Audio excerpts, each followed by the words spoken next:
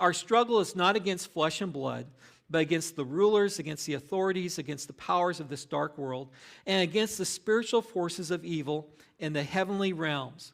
Paul's intent here is not to try to classify the different realms and different levels of spiritual hierarchies, but rather to alert God's people to the point that there's a spiritual dynamic that's going on, and we need to be aware that we wrestle against this on a daily basis.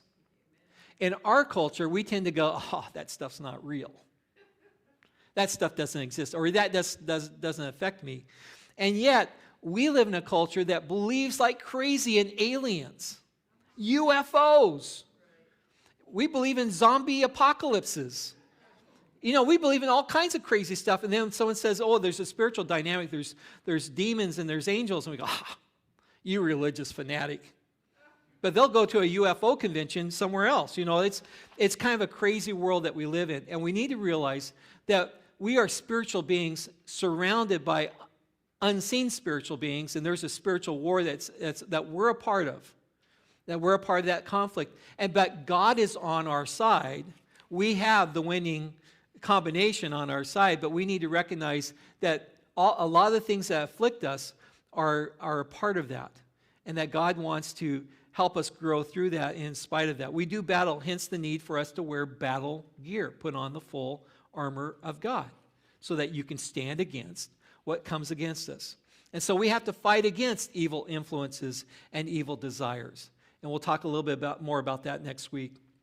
And as we look at the spiritual battle, and especially the battles that Paul refers to in the specific letter, he highlights those forces' desire to destroy unity in churches and marriages, homes, friendships, relationships, jobs. He wants to destroy unity.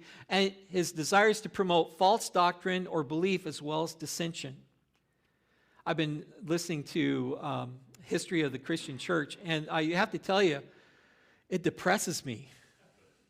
The things that after the first and second century, man, once people started doing their own thing, churches began to just react against each other and just not treat each other well.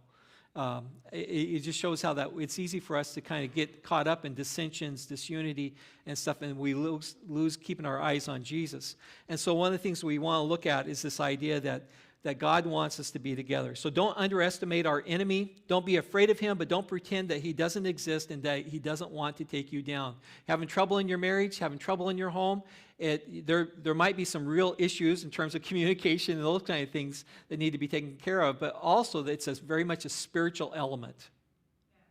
Very much a spiritual element.